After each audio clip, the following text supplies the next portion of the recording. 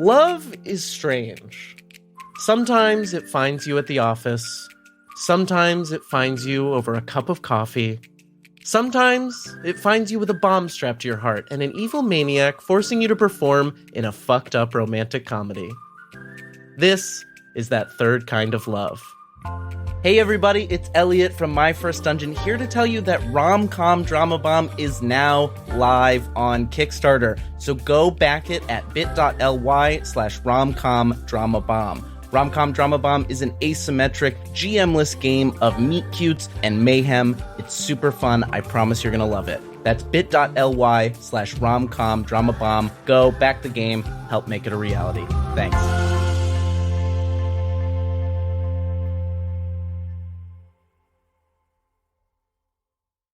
Hey, Elliot. Hey, Brian. What's the talk of the table?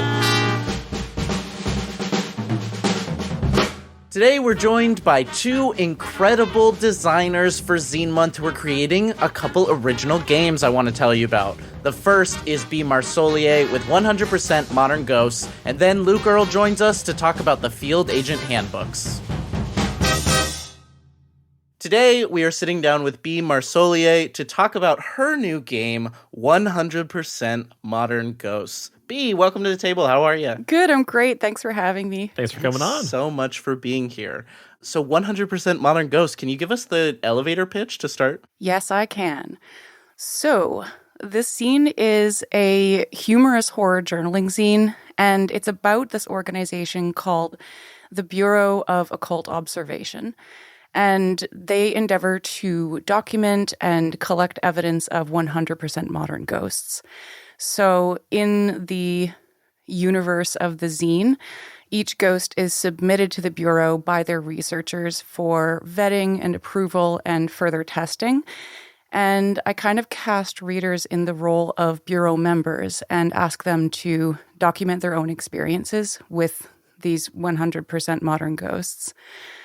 Outside of kind of the lore of the zine, what it is a journaling zine. However, some of the ghosts are playable solo just through journaling prompts.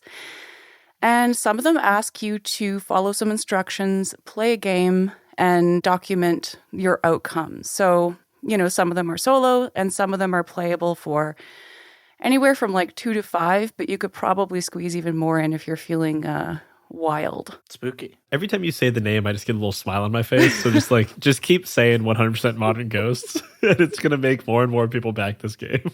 And the title. Bureau of Occult Observation, what would that acronym be?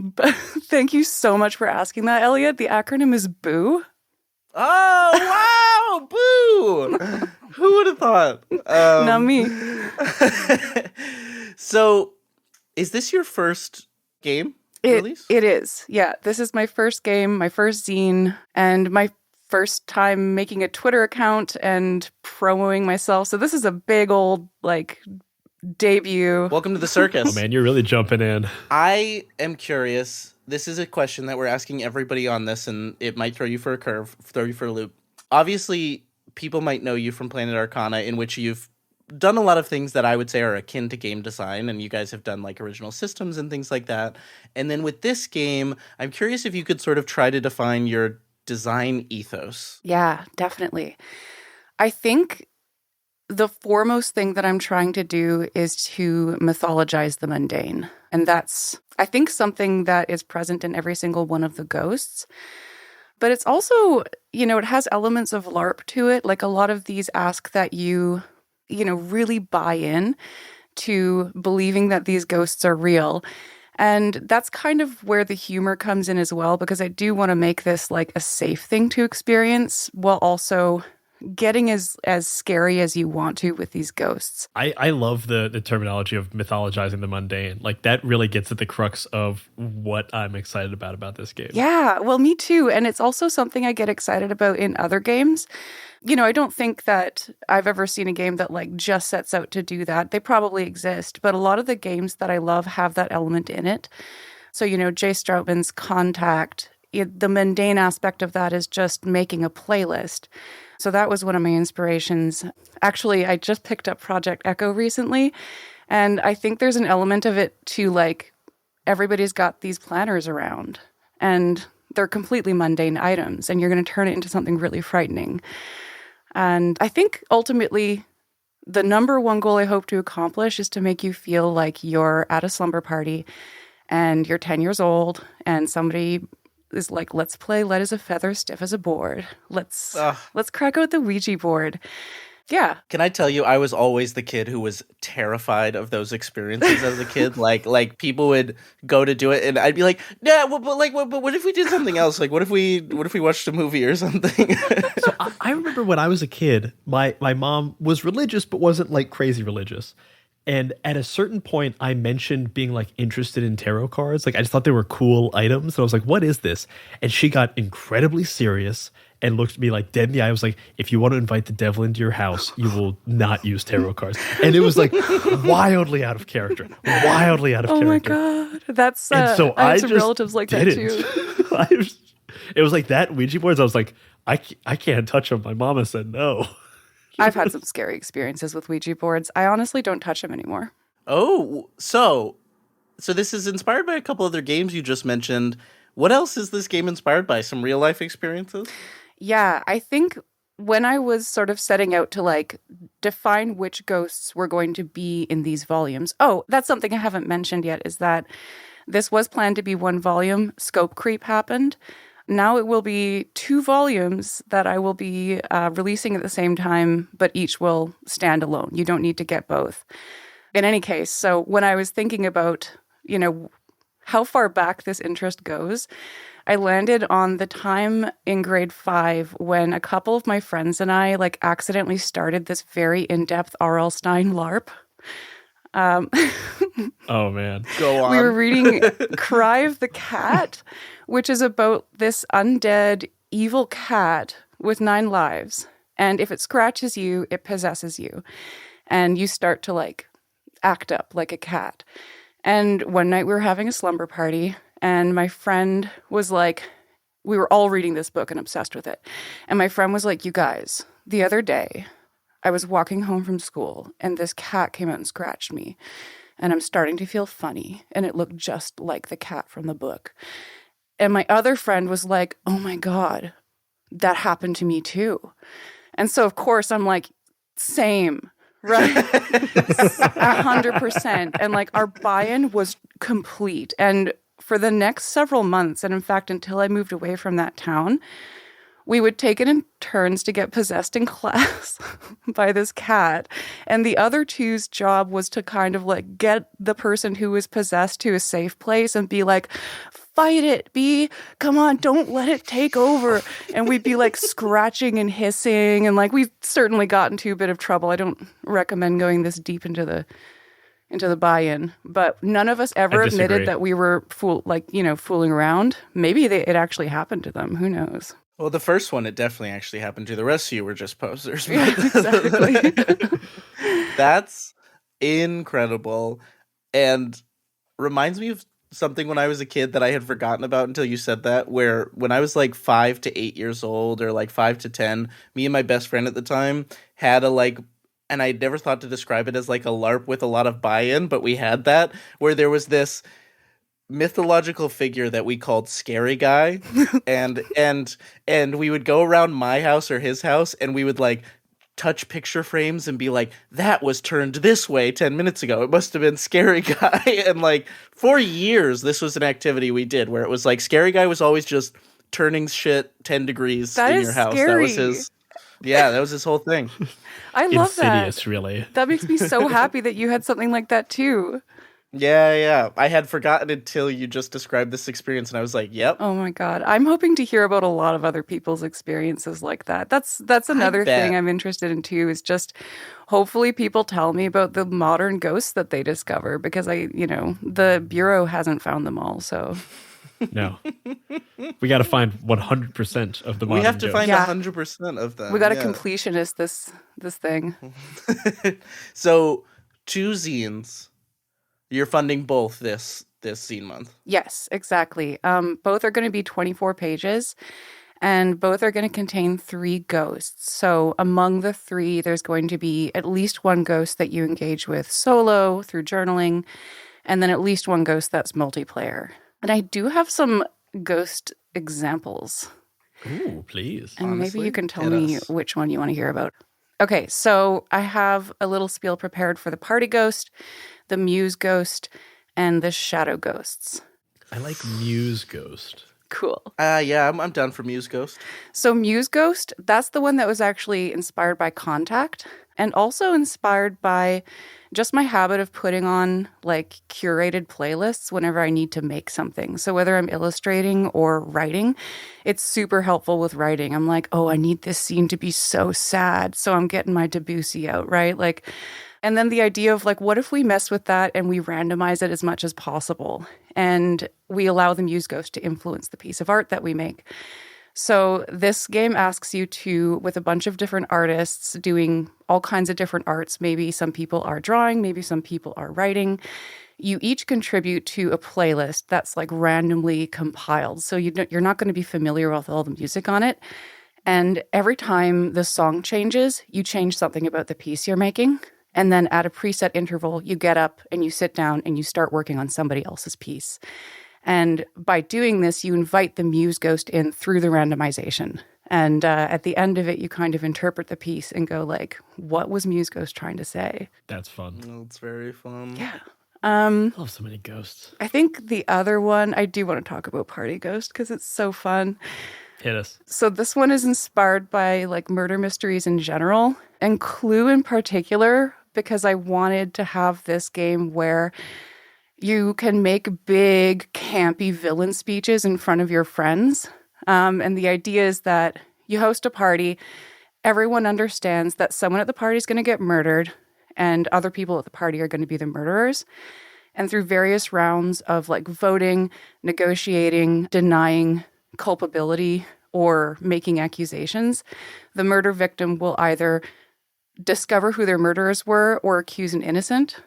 And then everybody gives big, like, oh, I almost got away with it speeches. Or like, yeah, I did it and I do it again. Or like, how dare you accuse me, you know? And the murder victim gets It's just all the endings of Clue. Yeah, exactly. Incredible. I feel like what this is like highlighting for me is what's really cool about this project for people listening is that you're getting a variety of mechanics depending on what ghost you're going after. Like each mechanic is meant to fit a different kind of ghost. Is that accurate? That's exactly it. Yeah, exactly. And some of them are more involved than others. And so I think I'm kind of trying to build like a tier system, one that's like very easy to get into, one that asks you to, you know, follow some instructions, and then one that is actually scary for each one. Is that Shadow Ghost? No, well, the Shadow Ghost could be scary, but the one I'm thinking about is the Stranger. And all I'll say about the Stranger is that you should not read the entry. Don't read it. Don't read it. It's only there for posterity. If you read the entry, you are at risk of seeing the Stranger. Oh no! Love that. I'm scared by that Yeah. sentiment. Oh, it's scary. That's Trust and believe. all right. All right. Just feels like something that should be wrapped up with like twine. Be like, don't enter. Yeah, exactly. Oh, and there's disclaimers and everything. Yeah, and then there's even one that asks you to kind of learn like a parlor trick.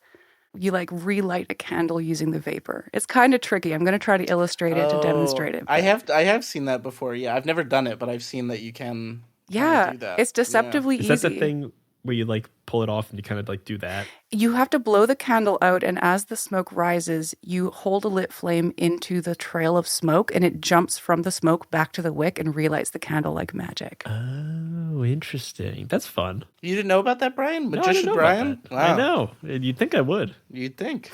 So, B, I'm curious, where are you funding? When are you funding? And why Zine Month? I am funding on Kickstarter. My Kickstarter launches officially on February 13th.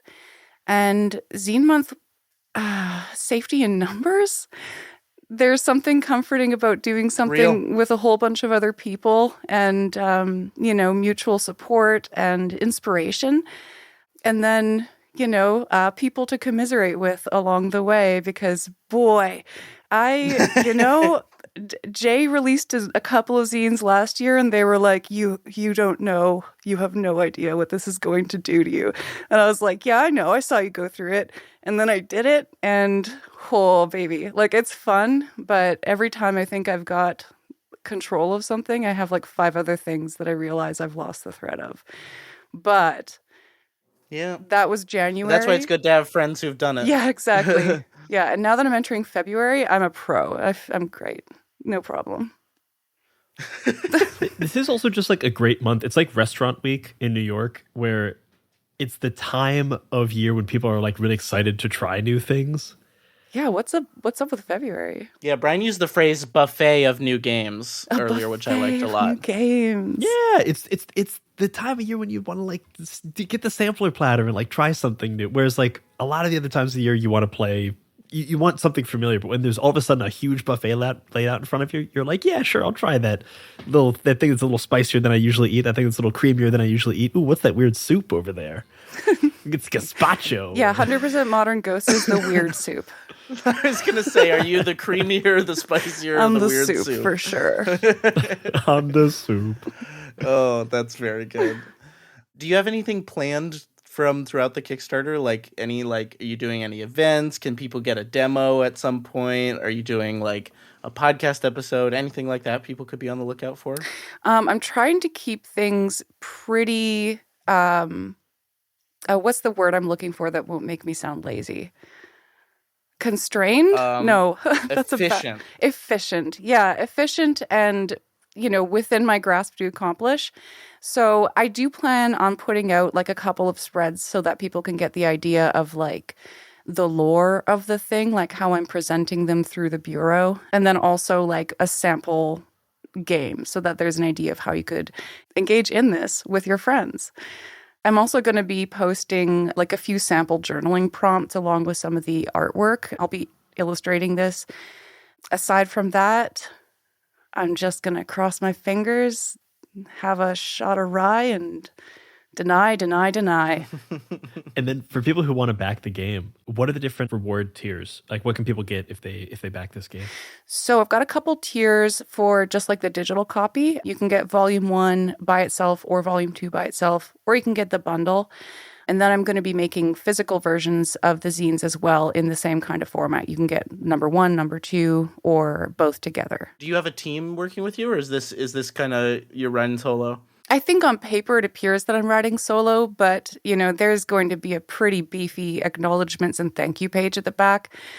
Specifically, my like ride or die Jay Stroutman has been absolutely clutch and not only helping me get this together, but keeping me confident and excited about what I'm doing. And so, yeah, big shout out and thank you to you, Jay. They're also an amazing game designer, and I'm so lucky to have their input.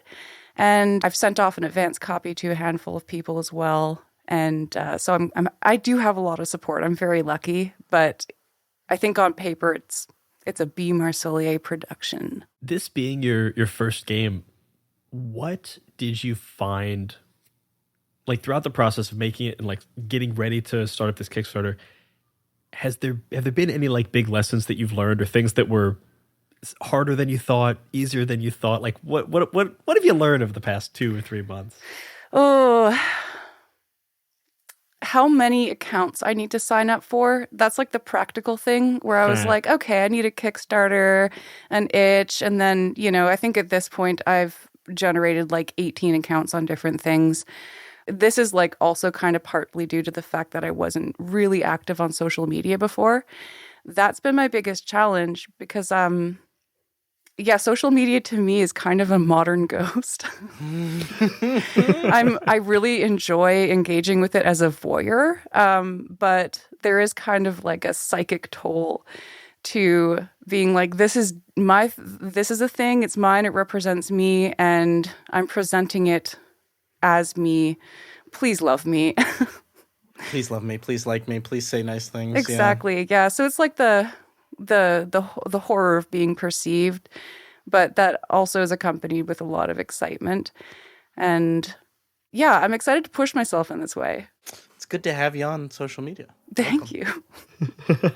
I'm so good at it. Have you found any, like, as you've been putting this together, are there any favorite parts of either of the two zines that are kind of standout things that you'd want to shout out? Everyone has those little, like, picadillos of things where they're like, people might not notice this, but this is my favorite bit. I think it's probably The Stranger. Well, we can't read that I know. But we're not allowed to read I'm that trying one. to figure And out what I can say. I fear if you tell us about it that we're also in danger. Well, you will be. Absolutely. And you should be.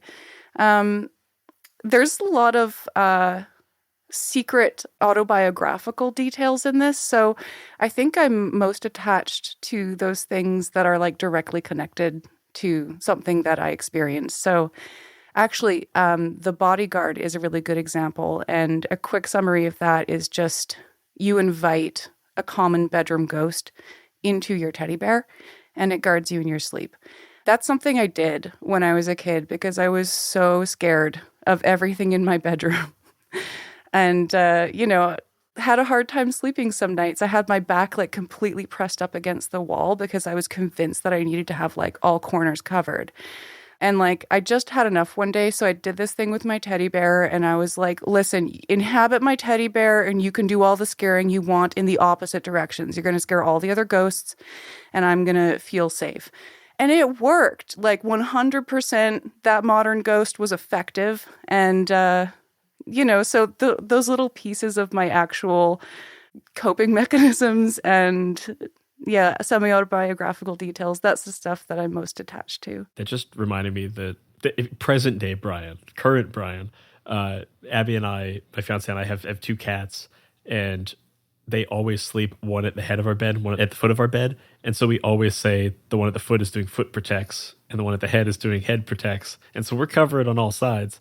And it's a goofy thing we say, but it does make me feel very protected and warm. Yeah, because your cats are actually protecting your feet and head for sure. Apparently, a thing I learned is that when you're sleeping, part of the reason why cats sleep so much in the mornings is that they're like kind of they're sleeping less soundly because they're like watching out for you while you are fully unconscious. Oh my God. And then that's why they're so sleepy in the morning because that's their real sleep because we're doing the protection. I'm going to cry. That's You can't so tell sweet. me that. It makes me look at my boys and I'm just like, oh, you sweet baby boys. You're like, you sweet rest baby up. Angels. You deserve it. Rest up, kid. Yeah, Thank you. I will stay on vigil tonight. Yeah. Oh wow.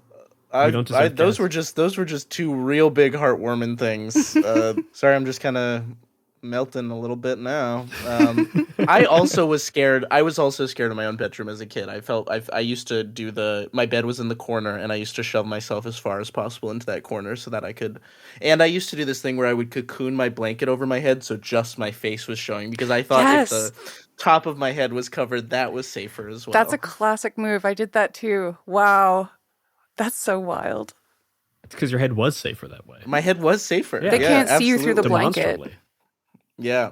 So beyond real life experiences, are there any other games that you would shout out as sort of mechanical inspirations or thematic or otherwise? So I've already mentioned Contact by Jay Stroutman. Another game that was really influential is This Discord Has Ghosts in It by Will Yopes. And I think the very first indie game that I ever played was Anamnesis by Sam Lee. That's another one that kind of probably first planted the seed of like, I could do something like this. Liminal Horror is a Goblin Archives game.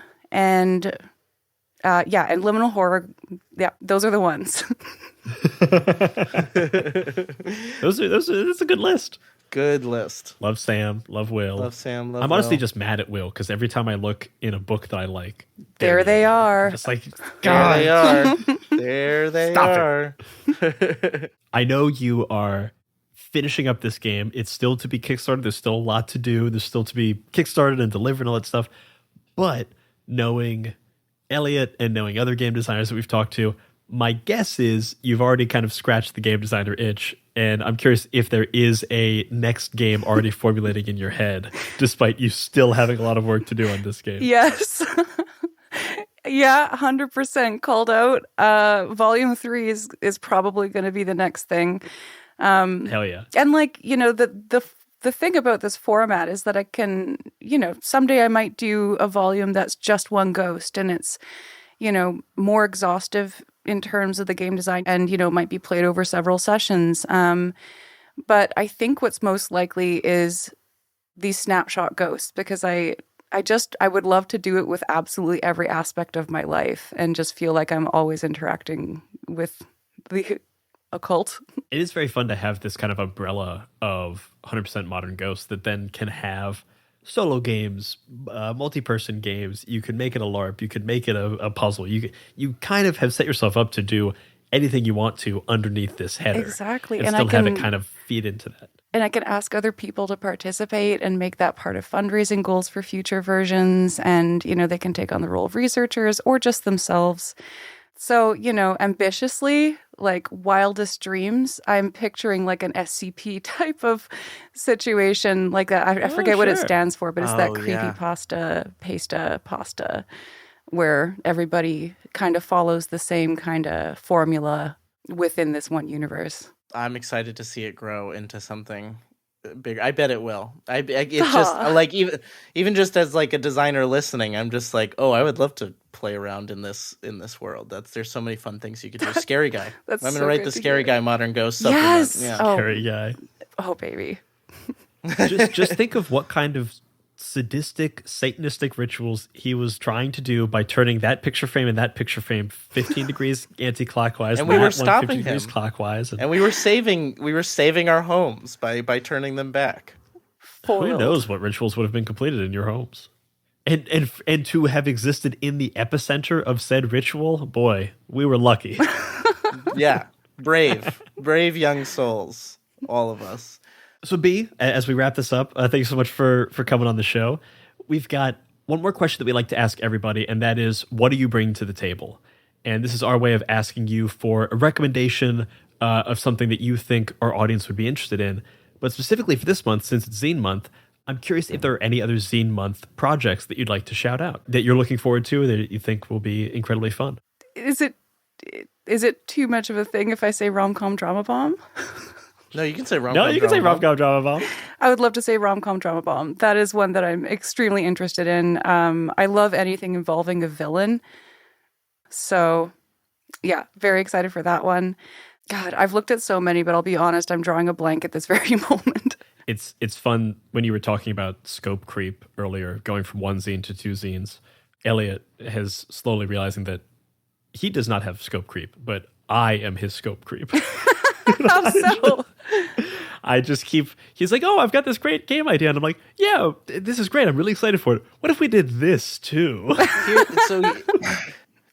Yes, that's just true. There was another game that was gonna be my Zine Month game, but that game's now a box set game that will be developed over the course of the next 6 to 8 months. Elliot came with a great idea for a game, and I was like, this is so cool. And he's like, it's a zine. And I was like, no, it's not. And he was like, yes, it is. I was like, no. Mm-hmm. Let me take 30 minutes to convince you this is way more involved than that. And he was right. Rom-com Drama Bomb is going to stay a zine. It is going to be a zine, except for maybe a special edition that might be announced. But, oh my God. It's going to stay a zine. Scope creep. Scope creep's the son of a bitch. And yeah, Brian is definitely the worst of mine, but I get it. I've been there. Project Echo was supposed to be a zine, and then it was a perfect bound book. So, And it's beautiful. These things happen. And it's beautiful. Thank you. Who laid that book out so nicely? I don't know. Who did it? B, it was great having you on the show. Before we get out of here, do you want to tell the people where they can find you online and remind us again where we can find this project? Yes, you can find me on Twitter or Tumblr, and my handle is Marsollier. So that's B with an underscore and then Marsollier. You'll be able to find links to my Kickstarter page on any of my social medias. And you could, if you're going to Breakout Con this March, come on by and say hi to me, because I'll be there guesting. Us too. Yeah, baby. We're going to have a blast. Yep. I think Will's going to be there too. I think Sam's going to be there. I think a lot of people who are mentioned in this episode are all going to be there. The lineup Jay will be there. Is wild. It's going to be such a good time. Yeah, we're still going to be hanging together holding court. Yep. So come by and say hi. Holding court. Can I be the jester? It's an Algonquin round table. That's the type of thing we're doing. Sweet. We got to get out of here before Brian throws another phrase like that out. Ooh, you know what I can do real quick? Brian is 100% not modern ghost. My most pedantic thing in the world when we mentioned acronyms before is the difference between acronym and initialism. Do you guys want to hear it, Oh or should my we God, get I out of need here? to know. Oh, and thank you. That's all the time we have. Thank you so much, B, for joining us at the table Thank today. you so much for having me. We wish you the best of luck with funding 100% Modern Ghosts and for Volume 3, 4, 5, and beyond. Bye-bye, everyone. The Details of Our Escape is a new tabletop role-playing game from award-winning publisher Possible Worlds Games. It's a creative collaboration between game designer Tyler Crumrine, comics artist Linnea Stirta, and multidisciplinary author Renee Gladman. It is one part rulebook, one part art book, and one part speculative fiction. Played with dominoes instead of dice, players control a caravan of over 2,000 people in search of a new home. What they're leaving and what they'll encounter is up to you. Which party members make it to the caravan's final destination, however, is up to fate. The Details of Our Escape is crowdfunding on Kickstarter February 5th through February 29th. Backers during the campaign's first week will receive a $5 discount on print copies of the game. So head on over to bit.ly/detailsof to support this game. That's bit.ly/detailsof. Knave of Cups is an online shop dedicated to supporting inclusion and creativity in the tabletop role-playing community.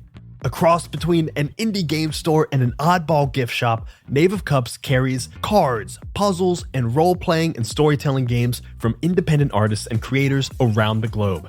There, you'll find games we've played on My First Dungeon like Anamnesis by Samantha Lee and Project Echo by Elliot Davis, as well as even more from Talk of the Table guests like Jay Stroutman and Cassie Mothwin.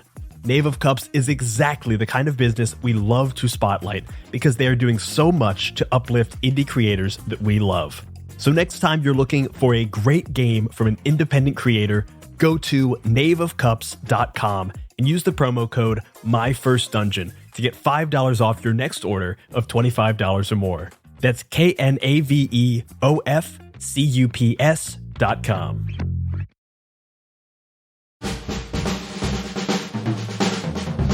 Hello and welcome to another episode of Talk at the Table for Zine Month 2024. Today we are talking with Luke Earl about the Field Agent Handbooks, Observancy Department 1924 to 1928. It's a mouthful, but it is a very cool game, and I'm very excited to talk about it. So Luke, welcome to the show.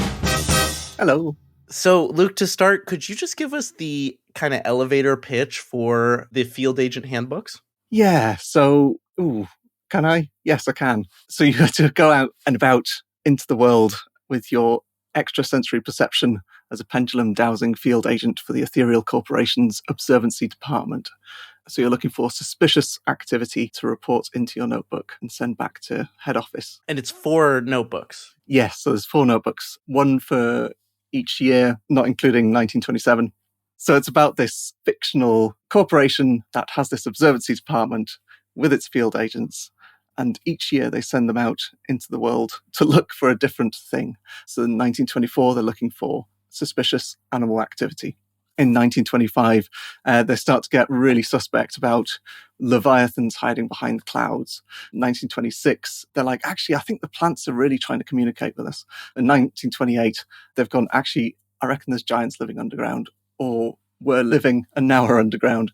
So it's all about trying to look at your surroundings and figure out what's going on there. I was looking through the press kit for this, and as I was looking through this, I had a very visceral memory from my childhood that I'd long since forgotten.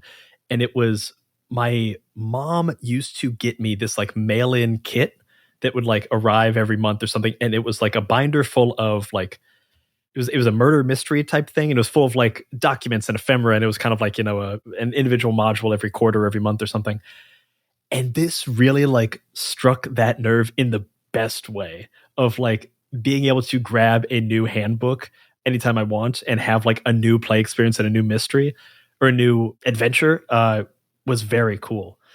I'm not familiar. I kind of vaguely know what a dowsing board is and what a dowsing pendulum is, Just for anyone who doesn't know what that is, what is that? Oh, well, so a dowsing pendulum is made up of a chain and a bob. The bob can be any heavy object, whether that's a crystal or a marble, or in the case of these books, a key. And the chain could be anything, whether it's a chain or a bit of string. But yeah, I wanted to try and make something which you could use anywhere. So that you wouldn't have to roll dice. You could actually you could have it on you at all times. And also helps because it can get you in your house after you've been out. And what's the what is the actual act of operating a dowsing pendulum? Just because I'm not familiar at all. Yeah, so it's it's funny. So you attach the key to the end of your string, hold the key about somewhere between 5 and 10 inches in your hand, and then you hold it over your dowsing board and wait for it to move. It's one of these things which it's a bit like tarot in that there's quite a lot of people who are like, this is very spiritual. This is, I'm sensing the vibrations of the universe through it. And other people are just like, well, actually, maybe it's just sort of picking up on what you can see around you, and maybe it'll point you in a direction. So if it starts to swing in a certain direction, you can follow that direction. If it goes in loops, that's time to stop and look around you. But it's very much an odd thing to be doing. Did you ever read Tintin as a child? No, I never read Tintin. No. There's this comic that was written, I think, sometime in the early 1900s. But there was this scientist who you'd go around in this bowler hat, green bowler hat and green jacket, and he'd have this little pendulum and be like a scientist. He'd be walking around going, what's this? What's going on here? So it was in that. So I think in my memory that sort of got triggered, and that's sort of where the pendulum dowsing bit came from. But I quite like the idea of that, it being a scientific tool that people could go and use and tap into their ESP. There is something really, really fun about having a piece of ephemera as part of a game, having an item that you, because I feel like dice and coins and tokens, we're so familiar with them that it's not as exciting as it might have once been.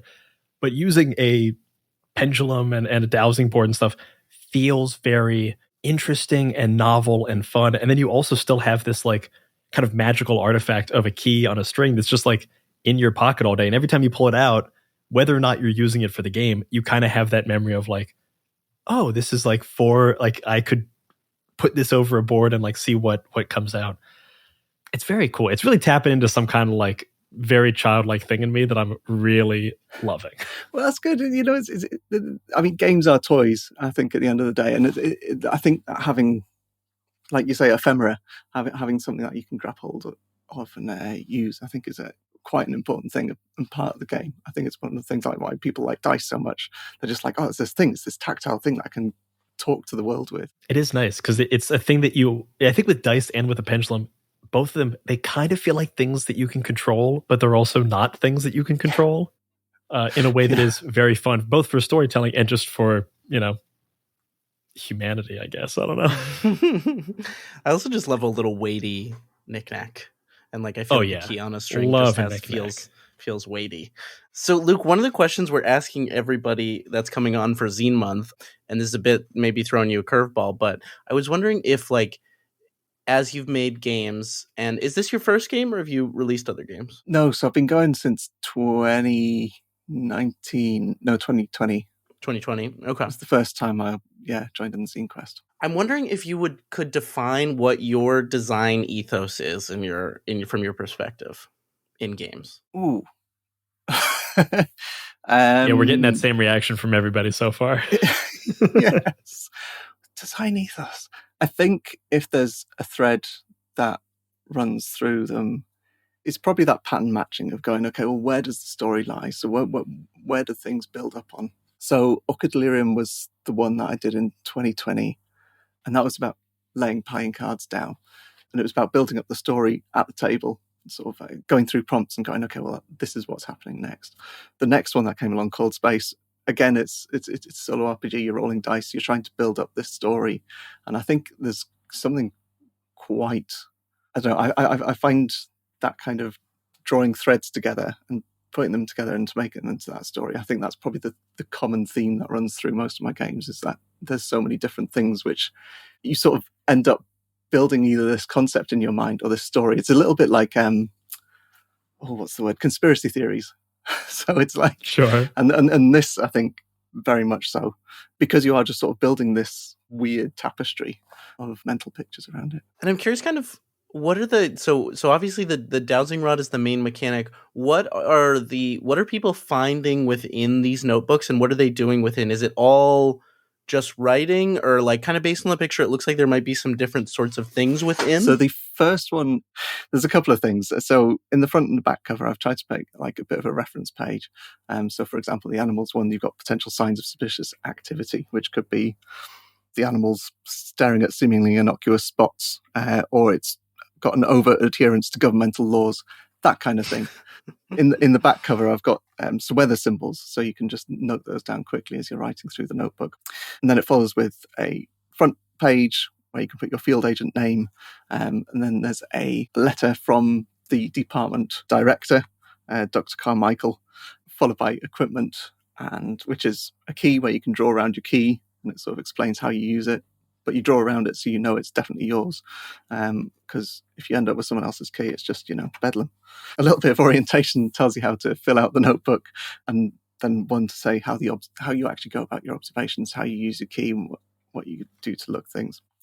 That's similar across all four of them. Then they start to differ a bit. So the animals one, you can draw a little map of your area, and then you can go through each grid point and look for each section, and there's a page which matches each grid reference, so then you fill out that using just notes. With the clouds one, you're drawing clouds, you're trying to work out what the Beaufort number is and whether the cloud's moving faster or slower than the Beaufort scale. You're trying to judge the size, so there's a bit about that in there, and also noting down what the kind of cloud type is, so that there's a little chart with the clouds in there. With plants, again, you're sort of drawing these things out and trying to figure out what these things are and just noting them down. But yeah, the other three are a little bit more leaning towards drawing as well as a few notes. And then the animal one's mostly notes with some map drawing. It's cool. There's like there is a sort of like mechanical system for acting like the agent. Like I like how much you're like forcing people to really engage with their surroundings. Like it's like draw and like make these sort of like scientific feeling measurements, but in such a way that doesn't feel like, the way you're describing it doesn't feel like it will be work to do. It seems like it will be kind of like delightful and fun to do for all of these things, even though it's like sounds technical and will feel technical when you're doing it, but doesn't have the stress of like doing trigonometry or what have you, maybe. Oh, I hope so. You know what it kind of has the feel of is like, I almost kind of like a paint by numbers thing. How I know a lot of people have, in the same way that like people like coloring books, it's like a very meditative process, but this is just like a much more creative version of that, because it's like you are being very specifically guided, but within the lines that you're given, there's a lot of room to draw your own thing. Yeah, very much so. It gives you that. I mean, you can engage with it as much as you like, whether you just want to jot down a quick cat's looking weird and it's raining. You could do that, or you could go, cat's looking weird, it's raining, I think it's up to XYZ, and you can really engage it. It depends on how much you want to put into it. But the way I've tried to do it is so you can either just go straight road down the book, or you can build it out into something much more, and like you say, meditative, and do it at any time as well. So you don't have to, maybe you're just walking down the street and you're like, oh, actually, that's a note. You can just, because they're only small, they're just little A6 things, so you can just have them in the back pocket as well. Oh, nice. I really love how portable it is. Like so many game books are, they're books and you can read them, but you're not really like carrying them around like in your back pocket. Whereas this you can put in your pocket along with your key on a string, and it's like whenever you're waiting for a bus, you can pull it out and do a couple of minutes of it. It is, yeah, it's really, I also love the idea of, there are, like I said before, like with these, mail-in murder mystery things that I got as a kid, I like that I can like grab the Animal Kingdom Revolution one, I can grab the Leviathan Age of Flight one, and like have a different experience and like play through an entire one and then grab a new one. And it also feels like a great format for something, if you wanted to continue it, to do more supplement, like more Field Agent Handbooks in the future. I think I have one more in me at the minute, which is 1927. But that's not quite fleshed out yet. I was going to ask, whatever happened to 27? It's mostly redacted in 1928, so it's hard to say. We're still waiting to find out. Yes. Whether it appears during the next couple of weeks, we'll see. yeah, it's something about temporal realignment. But I need to see if I can piece together some bits from the bin that I might have found somewhere. But yeah, it's I've tried to. It's funny you mentioned like when you're a kid, you get all these exercise books at school as well. I was trying to get some of that in there because you get these just coloured card booklets and you're supposed to fill them out in the answers. So I think that's got quite a big influence on it too. Yeah, I really love something about a lot of solo games, but this feels really particular is like the idea that you are also creating an artifact. Like these handbooks become like story artifacts, but also for you, the player, become artifacts of like what you went out and saw and like I always talk about like I used to talk about because I used to take photos a lot that like photos always make me remember things better. Like when I can like look back at them and I'm like, oh, I remember the day I took that and where I was and all that. And I feel like this is one of those things where like you have a really interesting kind of fantastical story that you're also can then be like, oh, I remember I took this to like the park and I spent 3 hours in the park, which is a thing I, never normally would do. So I love that. I love artifacty games. I think that there is something in it and they are made there. I've tried to make them so that you don't feel bad about writing on them. Because I feel as though that might be a bit of a... People are like, oh, I've got this thing. And now I need to keep it safe and keep it secret. No, don't keep it secret. Tell everybody. No, so it was a story I heard some time ago. It was like they tried putting tokens into D&D magazines and get people to cut them out. And nobody would do it because they were like, well, then I'm going to destroy my magazine. So I am a bit concerned about that. But they are made to be written in to make that into that artifact to like, throw them in a bag and make them messy and all the rest of it. I think that having 4 of them will definitely help with it. Because if I had just one of them, I'd maybe be precious with it. When there's 4 of them, I'm kind of like, yeah, great. Okay, let's play through them. Let's go through. No, I love it. I really like this idea. It's just very it's very cool. It's very cool. So I guess, Luke, one question I want to ask is sort of, where are you funding? Why there? And then also just like, why Zine Month? Why is this a Zine Month project? What excites you about Zine Month? So I'm gone back to Kickstarter, and that's because I know it. I don't feel as though I've got the energy or the headspace to try one of the others. What I am doing this time, though, is I'm going to use GameFound as a pledge manager, which is not something that I've done before. So I've done everything through Kickstarter. So what I'm kind of doing is seeing if I can wean myself off it by doing GameFound as the pledge manager and see how that all connects together and see how it works. Why Zine Month? It's just fantastic. So 2019 was the first Zine Quest, and I saw it going on. I was like, that looks great. And I ended up with Girl Underground, which was this powered by the apocalypse, Alice in Wonderland kind of thing. It was just so beautifully made. So you had this lovely coloured card cover, lovely paper inside it, and it was just, monochrome print. And I just got this thing. I was like, this is fantastic. I love this. And you could do it was just so nicely put together. I was like, I wonder if I could do that. So next year, that's when I was like, all right, okay, I'm going to get into this now. But there's such a buzz around it, and you've got all these people throwing in all these weird and wonderful ideas into this massive mix. Everyone is pretty supportive of everybody else. So it's all about, hey, look at this thing over here. This is amazing. And this is fantastic. And these are great. And everyone's like helping each other out. And, it's just quite nice, especially on now they've got the Discord up and now Zine Month has come in to help bolster the Zine Quest stuff when that all went weird for a year or two. Yeah. I don't know what they were thinking really, but they seem to have righted themselves. Kickstarter, I mean, in terms of where they're heading now, but we'll see. And I got to shout, in terms of like the community help, I have to shout you out. And I think this is you. You just made a website for folks to get their zines on to help out the kind of past curators of the old website who are a little tied up this year, which is great.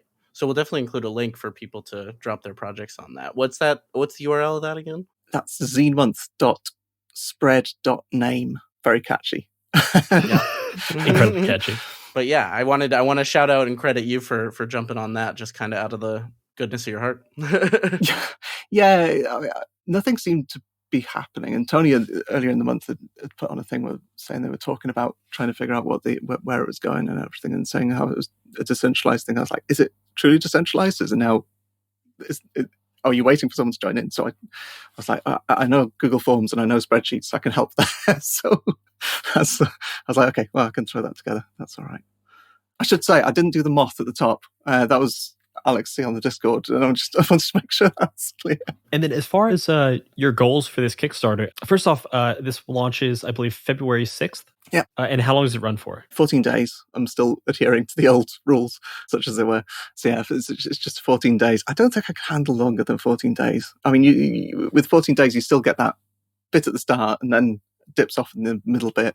Like, a couple of years, I've had like people cancelling pledges and just like, oh no, it's now gone below the amount that I need to fund. But it worked out all right in the end. So that was okay. Yeah. So funding goal is £600. That's going to be quite simple. If we get up to 2,000, which is possible, we'll see. Then I'm going to improve the papers. So the colours are actually printed on the basic version. But if we can get to that amount, then I can actually go to a local print shop and go, hey, how's it going? That quote you sent me, how about this? Because the nicer papers, printing on actual coloured card instead of actually printing the colour on, you get a much nicer finish. And if it gets chucked in a bag, colour's not going to rub off as well. So it would be fantastic to get to that, but we'll have to see. I'm certainly hoping it does, because these look great. And then as far as what people can get, what are the reward tiers that you have, and what can people get if they help back this project? Trying to remember off the top of my head. So there's digital tiers. So there is 1 handbook or 4 handbooks. The 1 handbook at digital, I think, is 4, and I want to say the 4 handbooks is 15 at digital, and then it's double that on the physical. So 1 handbook is 8, and 4 handbook is 30. And then I also have a book wrap. Do you know the Traveller book wraps that they have little elastic bands and you can put multiple? Oh yeah. Yeah. So I'm making I'm doing some felt book wraps with red elastic bands, so you can slot all 4 books together and have them as one bit. And there's going to be some rusty keys if anyone wants a rusty key, or less rusty. I've had them soaking in Pepsi for about a month now. I'm going to be cleaning them up, so that they're going to be little add-ons, just in case you can't find your own key. So yeah, they're in there as well. Love that. That's honestly appealing. I feel like I want the rusty key. That's the ephemera we're talking about. That's some great deals. Oh, and there's some button badges as well. I got a button badge press early last year, and so now I'm just making little badges for everything. Nice. So yeah, there'll be some of those in there too. So Luke, we like to end all of our conversations with a question: what are you bringing to the table? And this is just our way of asking for a recommendation for our listener from our guest.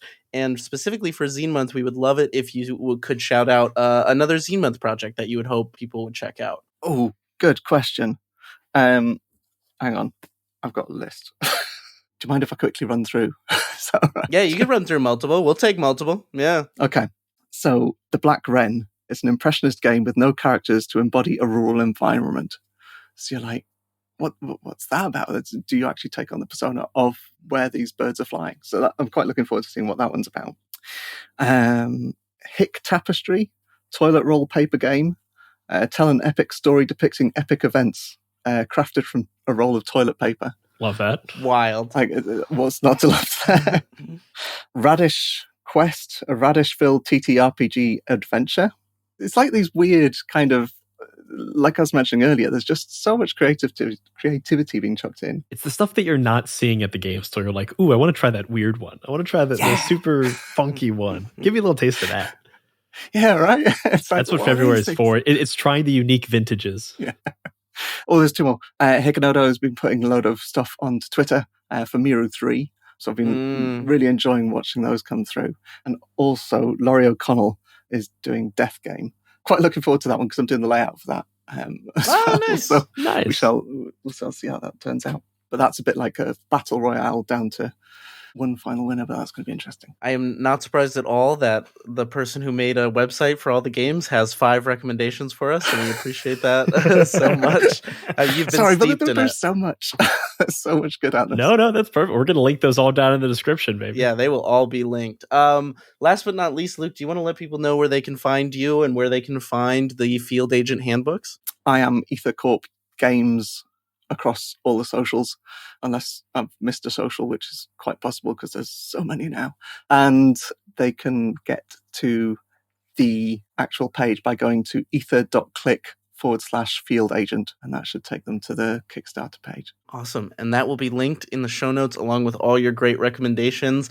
Thank you so much, Luke, for coming to the table, and we wish you the best of luck with funding the Field Agent Handbooks. It's going to be great. Thank you very much. Bye-bye, everybody. Bye, everybody. Take care. Bye.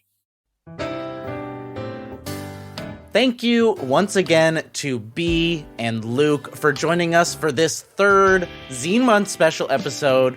This is the second to last Zine Month Special episode, so stay tuned next week for our very last one. It has been a wonderful month, and there are still so many great projects to check out.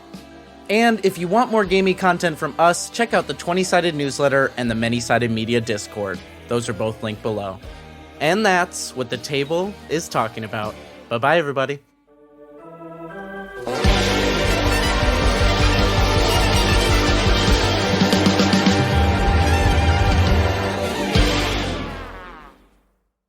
If you're looking for more great gaming content from everyone here at Many-Sided Media, you should consider subscribing to the 20-sided newsletter. It's a free, bi-monthly newsletter for people who love games, make games, and just love making games.